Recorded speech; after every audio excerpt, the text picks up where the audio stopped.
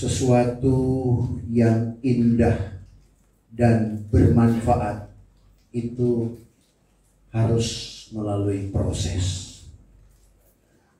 Ada meja, ada sofa, tidak langsung jadi meja dan sofa yang indah dan bermanfaat.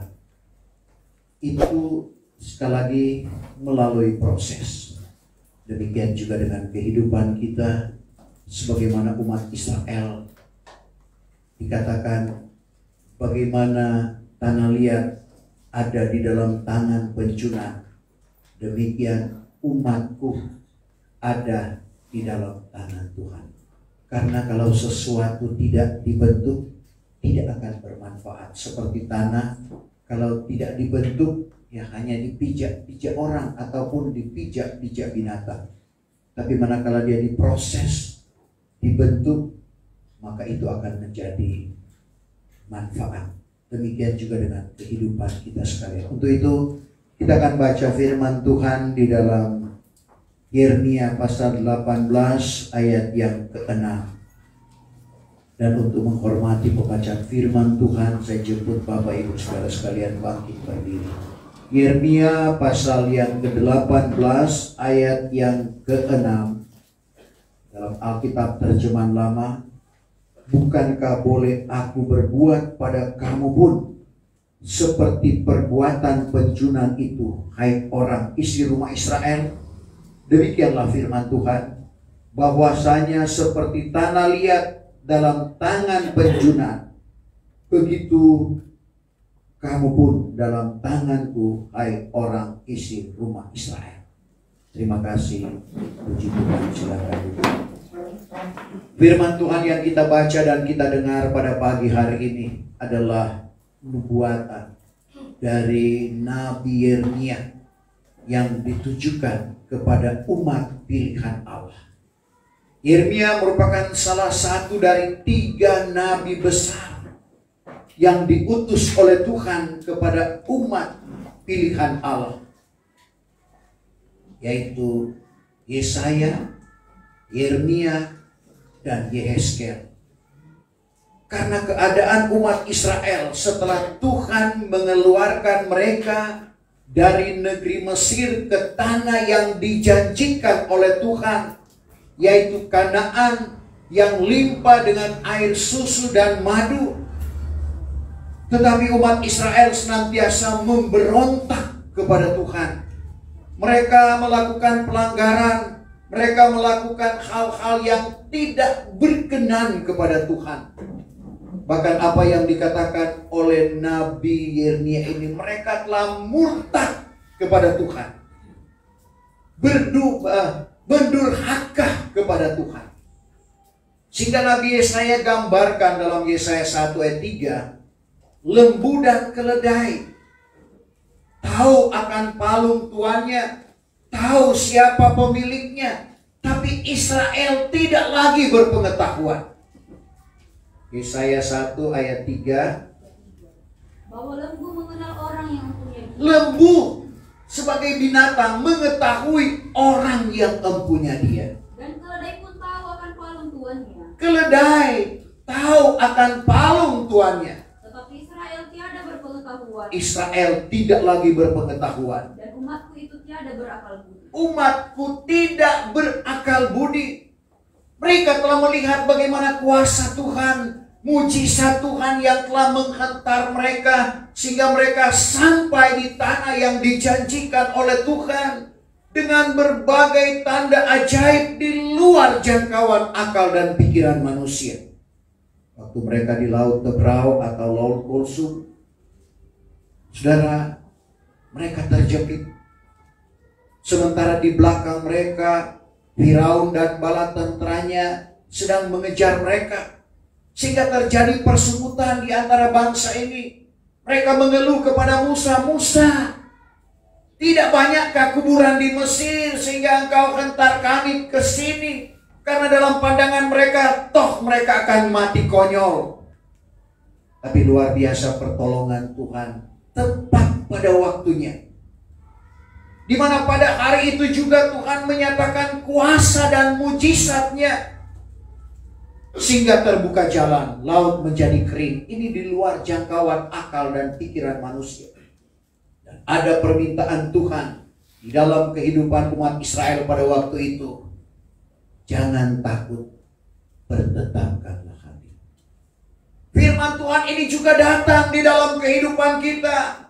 Mungkin kita merasa kita sudah tertutup jalan, tidak ada jalan keluar. Firman Tuhan bilang, jangan takut, bertetapkanlah hatimu, karena kamu akan melihat pertolongan Allah yang besar pada hari ini juga. Dalam arti kata, Tuhan tidak pernah terlambat menolong kita.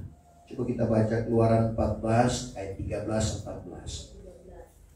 Tetapi kata Musa kepada orang banyak itu, Kata Musa kepada umat Israel, janganlah kamu takut, jangan takut, bertetapkanlah hatimu, bertetapkanlah hatimu. maka kamu akan melihat kelak pertolongan besar daripada Tuhan. Kamu akan melihat pertolongan besar daripada Tuhan Yang diadakannya bagimu pada hari ini juga. yang diadakannya tepat pada waktunya, pada hari ini juga. Karena adapun segala orang Mesir yang kamu lihat pada hari ini, yaitu tiada kelihatan pula kepadamu sampai selama-lamanya. Terus Bahwa Tuhan juga kelak berperang akan ganti kamu, Tuhan berperang ganti kamu. dan kamu ini akan berdiam diri. Kamu berdiam diri, bukan bermasa bodoh, berdiam diri di kaki Tuhan. Kita berdoa minta pertolongan Tuhan, supaya Tuhan berikan jalan keluar di dalam setiap kehidupan kita. Itu yang berlaku di dalam kehidupan umat Israel. Dan tentunya ini juga yang kita alami dan kita rasakan. Pertolongan demi pertolongan Tuhan yang Tuhan boleh nyatakan. Tentunya kita pernah merasakan bagaimana tertutup jalan. Kita tidak dapat berbuat apa-apa. Tapi seperti pujian, dia buka jalan saat tiada jalan. Itulah yang kita alami, kita rasakan. Begitu juga umat Tuhan rasakan. Pada waktu mereka di Yarden, di sungai yang harus mereka seberangi, Tuhan juga berikan kekeringan sehingga mereka bebas. Dan tibalah mereka di tanah yang dijanjikan Allah. Tetapi umat Israel dikatakan adalah bangsa yang tegar tengkuk. Begitu banyak mujizat yang mereka lihat dengan mata kepala sendiri. Tetapi begitu banyak juga pelanggaran-pelanggaran yang mereka lakukan. Sehingga apa yang diungkapkan di dalam Yeremia ini, mereka mendurhaka kepada Tuhan. Dalam Yeremia 3 ayat 13. Sahaja hendaklah kamu ketahui akan salahmu, bahwa kamu sudah mendurhaka kepada Tuhan Allahmu. Kamu sudah mendurhaka kepada Tuhan Allahmu. Dan sudah hanyut dengan orang helat ke sana kemari, di bawah segala pohon kayu yang hijau, dan tiada kamu dengar akan bunyi suaraku. Kamu tidak lagi mendengar bunyi suaraku. Dan ini menjadi peringatan di dalam kehidupan kita. Jangan sampai kita mendurhaka kepada Tuhan. Durhaka artinya ingkar terhadap perintah Tuhan. Jangan kita ingkar terhadap perintah, baik itu perintah Tuhan ataupun perintah orang tua. Itulah durhaka. Nah, umat Israel telah mengingkari perintah Tuhan di dalam kehidupan mereka. Mereka telah melawan akan perintah Tuhan yang dilarang mereka lakukan. Saudara, firman Tuhan juga datang kepada kita. Jangan sampai kita ingkar terhadap perintah Tuhan. Melainkan kita mau menjadi penurut apa yang diperintahkan oleh Tuhan. Dan itulah bukti kasih kita kepada Tuhan. Karena Yahya 14 ayat 15, barang siapa yang mengasihi aku, dia akan melakukan hukumku. Hukum Tuhan terdiri dari perintah apa yang harus kita lakukan, larangan apa yang tidak boleh kita lakukan. Dan apa yang diungkapkan oleh Yeremia kepada umat Tuhan ini, mereka telah melakukan perbuatan jahat. 2 lapis. dalam Yeremia pasal 2 ayat yang ke-13. Karena oleh umatku itu sudah dibuat jahat dua lapis, yaitu ditinggalkannya akan daku. Ditinggalkannya akan daku, Pancaran air yang hidup. pancaran air hidup. Dan dipahatkannya akan dirinya palungan, yaitu palungan yang retak dan yang tiada dapat muat air. Palungan yang retak dan yang tiada dapat muat air. Sama dengan ember yang pecah. Tidak ada artinya. Mau tampung air, dia akan habis percuma. Itulah keadaan umat Israel sekali lagi. Karena oleh umatku itu sudah dibuat jahat dua lapis, yaitu ditinggalkannya akan daku, ditinggalkannya akan Tuhan sebagai pancaran air hidup. Jangan sampai kita seperti umat Israel, meninggalkan Tuhan sebagai pancaran air hidup. Karena dalam pasal selanjutnya bagaimana orang yang meninggalkan Tuhan, Tuhan permalukan. Jangan sampai kita sekali lagi meninggalkan Tuhan. Pasal 17 ayat 13. Yeremia 17 ayat 13. Bahwa Tuhan itulah pengharapan orang Israel. Segala orang yang meninggalkan dikau, Segala orang yang meninggalkan dikau, itu kelak akan dipermalukan. itu kelak akan dipermalukan. Barang siapa yang undur daripadaku, Siapa yang undur daripadaku, itu tersuratlah namanya dalam tanah. tersurat namanya dalam tanah. Karena mereka itu sudah meninggalkan mata air hidup. Karena sudah meninggalkan mata air hidup. Pada waktu kita menggenapi firman Tuhan, dibaptis dengan air, nama kita tersurat dalam kitab kehidupan, dalam kitab hayat. Tapi itu bisa terhapus kalau kita undur dan meninggalkan Tuhan. Akhirnya nama kita akan tersurat di dalam tanah. Plus kita akan dipermalukan. Inilah peringatan firman Tuhan di dalam kehidupan kita. Karena kejahatan yang dilakukan oleh umat Israel, apa yang mereka terima? Saudara, yaitu kepahitan. Yeremia 2 ayat 19. Orang yang berbuat pajak, Yeremia. Bahwa kejahatanmu juga akan menyengsarakan dikau. Kejahatanmu juga akan menyengsarakan dikau. Dan kianatmu akan menyisakan dikau. Karena ketahuilah dan lihatlah olehmu, bahwa jahatlah dan pahitlah adanya. Jahat dan pahit adanya. Jikalau engkau meninggalkan Tuhan Allahmu. Jikalau engkau meninggalkan Tuhan Allahmu. Jikalau tiada didapati padamu takut akan daku. Demikianlah firman Tuhan seruas pada aku. Jadi kepahitan yang akan dialami oleh orang-orang yang meninggalkan Tuhan. Dan ini yang dirasakan dan dialami oleh umat Israel. Sebab itu kita perhatikan bagaimana nubuatan Nabi Yeremia terhadap umat Israel. Sudah bodoh, gila. Jadi bodoh dan gila.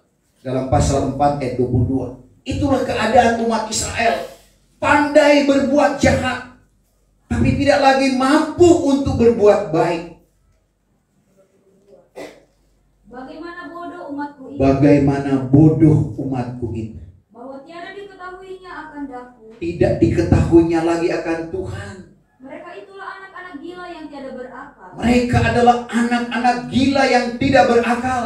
Pandai mereka itu pada berbuat jahat. Pandai berbuat jahat, Tetapi tiada mereka itu tahu berbuat baik. tapi tidak lagi tahu berbuat baik. Itulah keadaan umat Israel. Sehingga Tuhan peringatkan di dalam kehidupan mereka. Tapi mereka juga tidak dengar akan apa yang dinubuatkan oleh Nabi Yeremia. Sehingga mereka dibawa ke penawanan di Babilonia. Dan apa yang diungkapkan oleh Yeremia dalam pembacaan kita tadi. Pertama, Tuhan suruh Yeremia pergi kepada seorang penjuna. Perhatikan apa yang dilakukan oleh penjuna itu. Kalau di Manado ada satu kampung, tetangganya Ibu Domingus di sana, Rembokan kalau tidak salah. Mereka penjual tanah air. Karena mereka menjual mebel dari tanah. Dan tentunya dari air. Saudara, tadinya hanya bejana, hanya tempayan yang mereka buat. Tapi lama-kelamaan mereka bikin kursi dari tanah, bikin meja dari tanah. Saudara, jadi kita perhatikan di dalam kehidupan Yeremia, kalau kita baca mulai ayat pertama, bahwa inilah firman yang telah datang kepada Yeremia daripada Tuhan bunyinya. Bangkitlah engkau, lalu pergi ke rumah penjunan, karena di sana aku akan memperdengarkan firman-Ku kepadamu. Atau maka aku pun pergilah ke rumah penjunan itu. Bahwasanya adalah ia dalam membuat suatu perbuatan di atas pelari. Maka bejana yang dibuatnya itu terbantutlah menjadi segumpal tanah liat pula di dalam tangan penjunan itu. Lalu diperbuatnya pula daripada sebuah bejana yang lain, sebagaimana penjunan itu suka memperbuat dia. Lalu datanglah firman Tuhan kepadaku bunyinya, bukankah boleh aku berbuat pada kamu pun seperti perbuatan penjunan itu, hai orang isi rumah Israel? Demikianlah firman Tuhan, bahwasanya seperti tanah liat dalam tangan penjunan, begitulah kamu dalam tanganku, hai orang isi rumah Israel. Tuhan suruh Yeremia memperhatikan apa yang dikerjakan oleh penjunan, apa yang dia lakukan sesuai dengan kehendak hatinya. Demikian juga dengan Bapak Ibu saya dan saudara. Kita ini bagaikan tanah liat yang ada pada tangan Tuhan. Dan Tuhan ingin memproses, membentuk kehidupan kita. Sebagaimana yang saya katakan tadi dalam kata-kata pendahuluan. Sesuatu yang indah, sesuatu yang bermanfaat, itu melalui proses. Saudara, untuk menjadi satu bejana, dan bejana itu ada manfaatnya melalui proses, seperti yang diperlihatkan oleh seorang penjunan di mana Yeremia datang karena dia disuruh oleh Tuhan. Dia perhatikan. Jadi untuk membentuk sebuah bejana, kalau dari tanah liat itu harus dibersihkan terlebih dahulu. Mungkin ada kerikil, karena itu akan menghambat. Mungkin ada bekas akar pohon kayu, harus dikeluarkan. Demikian dengan kehidupan kita, Bapak Ibu Saudara. Kita nanti akan mengalami proses sesuai dengan kehendak Tuhan. Tuhan bersihkan dulu kehidupan kita. Kita telah dibersihkan lewat baptisan air. Lalu kita diproses lewat firman dan roh Tuhan. Untuk menjadi indah pada pemandangan Tuhan dan pada pemandangan manusia. Sama dengan ibu-ibu yang bikin kue. Kalau kue yang sederhana saja. Kue yaitu tepung dicampur gula. Tentunya harus dicampur air dulu. Tidak mungkin ibu-ibu ambil tepung langsung goreng. Apa mau jadi? Jadi harus campur dulu dengan air yang secukupnya. Taruh gula kalau mau taruh gula. Jadilah kue rot goreng, orang Manado bilang.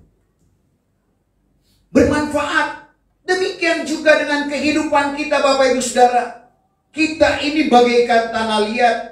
Perlu dicampur dengan air, baru bisa diproses. Artinya kita perlu memiliki firman, memiliki Roh Kudus, baru kita bisa dibentuk oleh Tuhan. Dan pembentukan Tuhan di dalam kehidupan kita sesuai dengan kehendak Tuhan, bukan kehendak kita manusia. Di dalam kehidupan sehari-hari, suami bisa dibentuk dengan istri yang ada di sampingnya. Kadangkala sifat, sikap dari istri mungkin menjengkelkan, membosankan suami. Tapi inilah proses yang Tuhan inginkan membentuk di dalam kehidupan kita. Yang tadinya mungkin kita tidak sabar menjadi sabar. Banyak cara. Mungkin dari anak-anak kita dibentuk, kita diproses untuk menjadi berguna, menjadi indah pada pemandangan Tuhan dan pemandangan manusia. Jangan kita menyalahkan Bapak Ibu Saudara. Tapi kita harus bersyukur bahwa inilah proses pembentukan Tuhan di dalam kehidupan kita. Sehingga kalau kita menyadari akan hal itu, sekali lagi sebagaimana Yeremia diutus oleh Tuhan pergi kepada penjunan, perhatikan apa yang dibuat oleh penjunan. Begitu juga katanya, sebagaimana tanah liat ada di dalam tangan penjunan, demikian umatku di dalam tanganku. Sebagaimana tanah liat ada di dalam tangan penjunan, demikian Bapak, Ibu, saya dan saudara ada di dalam tangan Tuhan. Kalau kita tidak mau dibentuk, kalau kita tidak mau diproses, kita tidak ada artinya. Kita tidak akan bermanfaat. Tapi justru melalui proses ini Bapak Ibu Saudara, kita akan menjadi bermanfaat seperti bejana. Tadinya hanya tanah liat, tapi setelah dicampur, dibersihkan, dicampur dengan air secukupnya, dibentuk menjadi satu bejana, tempat menyimpan air, menjadi saluran berkat kepada orang lain. Kita diproses oleh Tuhan supaya kita dapat menampung air, yaitu firman dan roh Tuhan, dan kita menyalurkan itu kepada orang lain. Karena kalau air juga dibiarkan, saudara, sejernih-jernihnya air, kalau kita simpan, lama-lama akan jadi busuk, lama-lama tidak akan berarti. Jadi kita dibentuk oleh Tuhan untuk menjadi saluran berkat. Dari kehidupan kita bukan hanya nanti kita berkhotbah, tapi hidup ini adalah khotbah.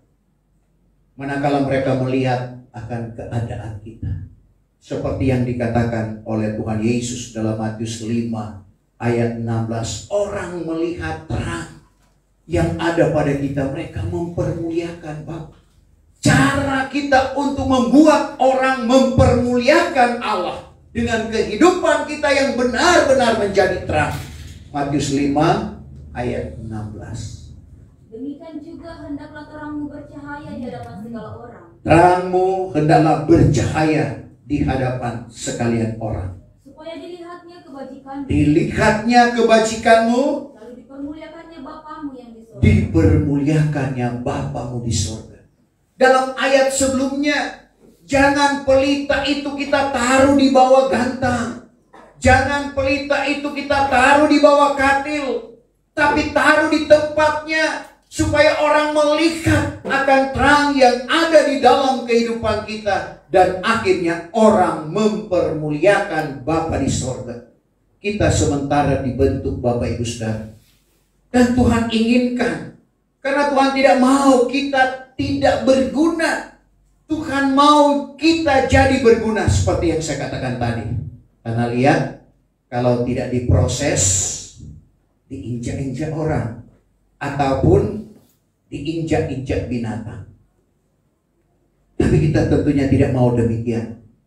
Dan untuk menuju ke sana, tidak sedikit tantangan. Dalam proses ini tidak sedikit tantangan. Kalau kita tidak kuat, kita bisa undur. Sama dengan pohon. Semakin dia tinggi, semakin banyak terpaan angin dalam sebuah pohon itu. Begitu juga dengan iman kita Bapak Ibu Saudara. Kalau kita mau bertumbuh, semakin kita bertumbuh, semakin banyak tantangan, tiupan angin pencobaan yang menerpa kehidupan kita. Boleh juga kita tidak mau bertumbuh jadi seperti rumput. Rumput lagi hanya dipijak-pijak orang. Jadilah seperti pohon yang meskipun harus mengalami tantangan, rintangan, tapi dia bertumbuh. Dan untuk tidak mudah terlepas atau tercabut, tentunya harus berakar. Kehidupan rohani kita dalam Kolose 2 ayat 7 kata Paulus, berakar dan berteguh. Kita mendalami kebenaran firman Tuhan. Sehingga kalau kita berakar dan berteguh di dalam Dia, untuk jelasnya kita baca ayat itu. Berakar dan dalam Dia, berakar dan berteguh di dalam Dia, dan tetap di dalam iman, tetap tidak goyah di dalam iman, sebagaimana yang kamu sudah diajarkan, dengan memperbanyakkan syukur. dengan memperbanyak syukur. Jadi kalau kita berakar seperti pohon, semakin dalam akarnya, maka dia semakin kokoh. Patah kalau mau patah, tapi untuk tercabut di dalam kehidupan kita, mati kalau mati, tapi untuk tercabut dari panggilan Tuhan tidak akan. Karena kita berakar, akar fungsinya selain mengokohkan sebuah pohon, juga sebagai suplai makanan ke pohon itu. Kita berakar di dalam kebenaran firman Tuhan yang memberikan kekuatan iman di dalam kehidupan kita. Karena kalau kita tidak kuat iman, kita akan goyah Bapak Ibu Saudara. Kita akan bimbang. Tapi kalau kita tetap mempertetapkan hati kita, seperti kata Tuhan melalui Nabi Musa tadi, jangan takut, pertetapkanlah hatimu. Dua hal ini yang diminta oleh Tuhan, dan Tuhan melakukan mujizat. Tentunya ini juga yang datang di dalam kehidupan kita. Tidak perlu kita takut menghadapi situasi dunia, karena memang firman Tuhan sudah berkata, 2 Timotius 3:1, perhatikan akhir zaman. Perhatikan hari-hari terakhir akan datang masa yang sukar. Kita akan diperhadapkan dengan masa yang sukar. Tapi kita masih bersyukur. Kita masih bisa mendapatkan apa yang kita butuhkan Bapak Ibu Saudara. Kenapa? Karena Tuhan punya rencana yang besar bagi bangsa dan negara kita, yaitu dari timur memancar kebenaran Allah. Tapi satu waktu kelak Bapak Ibu Saudara, benar-benar apa yang difirmankan oleh Tuhan akan terjadi. Kita menghadapi masa-masa yang sukar. Tapi dibalik dari itu, Tuhan akan bedakan. Sama-sama orang benar, orang jahat akan masuk pada masa yang sukar. Tapi Maleakhi 3 ayat 18 akan berlaku. Tuhan bedakan orang benar, orang fasik, orang yang beribadah dan yang tidak beribadah. Sama-sama masuk pada masa yang sukar, tapi Tuhan akan bedakan. Coba untuk jelas, Maleakhi 3 ayat 18. Pada masa itu kamu akan menoleh dan melihat. Pada masa itu kamu akan menoleh ke kiri, menoleh ke kanan, menoleh ke belakang, melihat ke depan. Artinya di sekeliling kita, bedanya antara orang yang benar dengan orang fasik. Tuhan akan bedakan orang yang benar dan orang fasik. Antara orang yang berbakti kepada Allah dengan orang yang tiada berbakti kepada Allah. Antara orang yang berbakti kepada Allah dan yang tidak berbakti, Tuhan bedakan Bapak Ibu Saudara. Banyak cara Tuhan untuk membedakan. Sama-sama misalnya gaji 10 juta. Tapi untuk orang yang beribadah kepada Tuhan, Tuhan pelihara dia. Sehingga dengan gaji itu dia merasa cukup, bahkan merasa lebih. Sementara yang tidak berbakti senantiasa merasakan kekurangan. Seperti yang dikatakan tadi, palungan yang pecah, yang tidak dapat menyimpan air. Berkat selalu keluar, tidak tertampung. Itulah yang dialami, dirasakan oleh umat Israel yang telah mendurhaka kepada Tuhan. Telah ingkar janji terhadap perintah Tuhan di dalam kehidupan mereka. Tapi mari kita mau jadi pelaku firman Tuhan. Melakukan dengan sungguh-sungguh, dengan sebenarnya, seperti yang dikatakan oleh Yakub dalam Yakub 1 ayatnya yang ke-25. Akhirnya kita menjadi orang-orang yang berbahagia. Yakub 1 ayat 25. Tetapi orang yang menyelidik hukum yang sempurna, Orang yang menyelidik hukum yang sempurna, yaitu hukum kemerdekaan, hukum kemerdekaan atau hukum roh, serta bertekun, tekun atau setia. tiada menjadi orang mendengar yang terlupa, Tidak menjadi orang yang mendengar lalu melupakan, melainkan orang yang menurut dengan sebenarnya, melainkan orang yang menurut dengan sebenarnya, menurut dengan sungguh-sungguh. maka ialah orang yang berbahagia di dalam hal ia menurut itu. Ialah orang yang berbahagia. Kita adalah orang-orang yang berbahagia di dalam kita menyelidik hukum yang sempurna ini. Kenapa? Karena kita akan dibawa pada kesempurnaan. Hukum roh, hukum yang memerdekakan, tadi kita sudah baca, hukum yang memerdekakan itu adalah hukum roh. Hukum yang berlaku di zaman kita hidup. Karena hukum roh itu, kata Paulus dalam Roma 8, ayat 1 dan ayatnya yang kedua. Maka oleh sebab itu, sekarang tiadalah lagi hukuman ke atas orang yang di dalam Kristus Yesus. Karena hukum roh yang mengaruniakan hidup di dalam Kristus Yesus. Hukum roh Sudah memerdekakan aku daripada hukum dosa dan memerdekakan aku dari hukum dosa dan maut. Jadi hukum kemerdekaan adalah hukum roh. Kita ada di zaman Roh Kudus.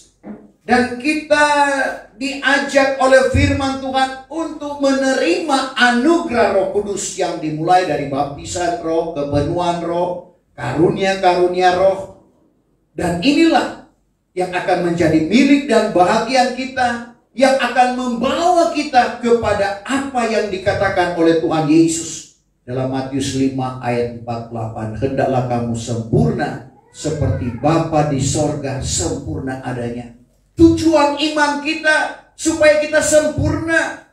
Sekali lagi Tuhan Yesus katakan, hendaklah kamu sempurna seperti Bapa di sorga sempurna adanya. Bukan hanya Tuhan Yesus, tapi Paulus juga kepada jemaat yang ada di Efesus. Dalam Efesus 4 ayat 13. Supaya kita sampai pada persatuan iman, marifat anak Allah, menjadi orang akil balik, artinya orang dewasa, bertambah-tambah sempurna sama dengan Kristus.